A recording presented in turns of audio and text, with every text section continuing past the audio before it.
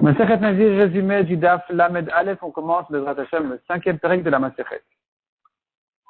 La Mishnah nous ramène une marloquette entre Beth Shammai et Beth Hillel, quelqu'un qui fait en erreur un Ekdesh.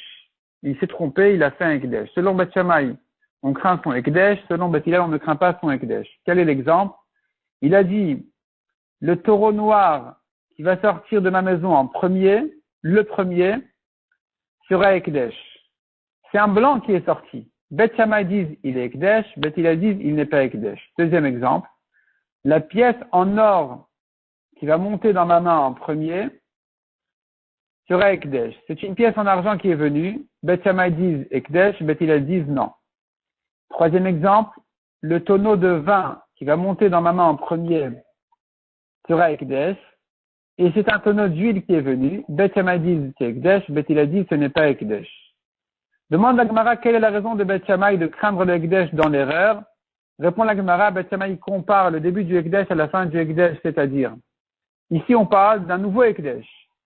Le nouveau Ekdesh dans l'erreur, on le craint, de même qu'en fin de Ekdesh, c'est-à-dire quelqu'un qui veut ajouter, il veut répandre le Ekdesh sur une Tmoura, il y a déjà un korban, il dit voilà, ce mouton-là sera comme celui-là. Il a déjà un mouton de là, il dit celui-là, le deuxième mouton, il sera comme le premier. Et donc, il vient répandre le Ekdesh sur le deuxième mouton. Là-bas, la halakha, elle est qu'on craint la Tmoura. On craint le Ekdesh, même s'il s'est trompé. Il a dit Shlamim, il voulait dire Ola, ce sera Shlamim. Donc, de même que là-bas, tu crains le Ekdesh malgré l'erreur, ici aussi, tu gardes le Ekdesh malgré l'erreur. Beth Hillel disent non, la comparaison est fausse. En fin de Ekdesh, puisque j'ai déjà une base, un début au Ekdesh, je peux répandre le Ekdesh même dans l'erreur. Mais pour venir a priori faire un nouveau Ekdesh dans l'erreur, ça passe pas. Demande la Gemara. Mais Beth Shammai ici n'ont pas a priori à comparer ce cas-là au cas de la Tmoura. Parce que dans le cas de la Tmoura, il s'est trompé. On va prendre à la lettre ce qu'il a dit. Malgré l'erreur. Mais chez nous, tu prends pas à la lettre du tout ce qu'il a dit. Il a parlé du taureau noir. Tu rends le taureau blanc Ekdesh. Comment tu fais une chose pareille? Ça va contre ce qu'il a dit.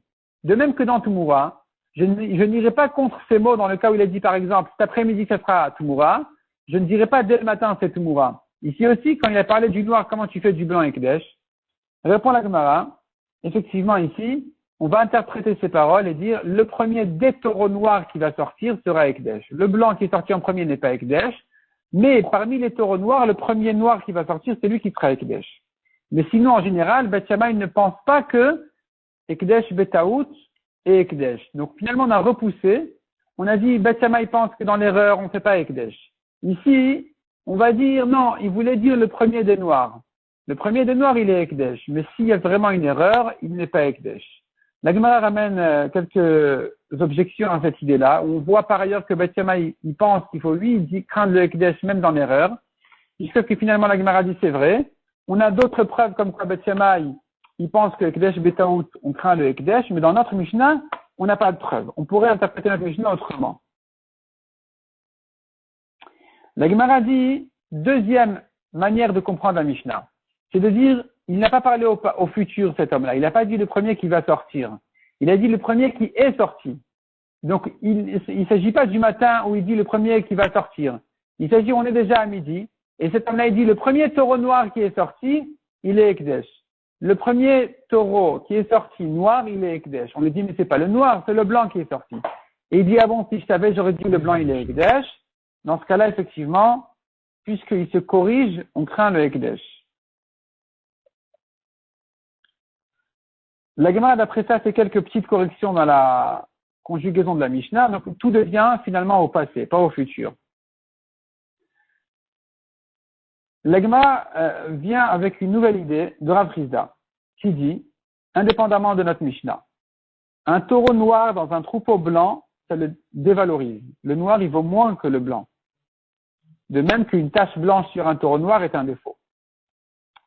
La Gemara demande, mais en principe, on pense, on a des preuves même de la Mishnah, que quelqu'un qui est Makdish, il n'est pas généreux. Il ne fait pas son Ekdesh Be'ain Yafa.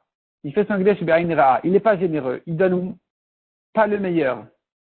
Donc comment ça se fait que quand il a dit le noir, on lui dit mais c'est le blanc, il dit ah bon si je savais j'aurais dit le blanc. Comment ça se fait que on le croit et le blanc il est Ekdesh? on ne doit pas le croire, puisqu'un homme n'est pas généreux dans le Ekdesh. D'après Rav Friza qui dit que le blanc, il est mieux que le noir, quand il a dit noir, noir c'est pas blanc, tu ne dois pas le croire. Répond la Gemara.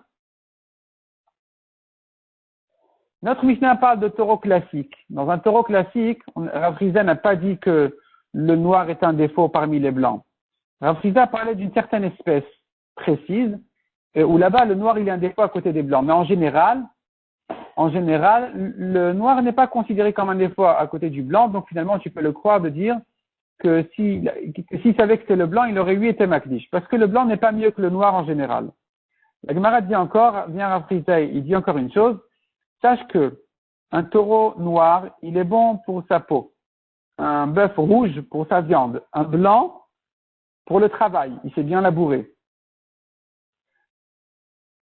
La Gemara demande, mais pourtant Rav Friza dit que le noir est un défaut. Répond la Gemara, non. Rav Friza dit ça à propos d'une certaine espèce très précise, où comme on a vu, le noir est un défaut à côté des blancs.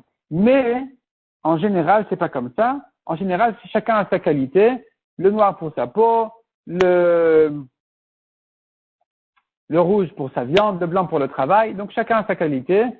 Et donc, il n'y a pas de contradiction dans Rav Friza. Et de toute façon, de manière générale, chacun dans le monde a ses qualités.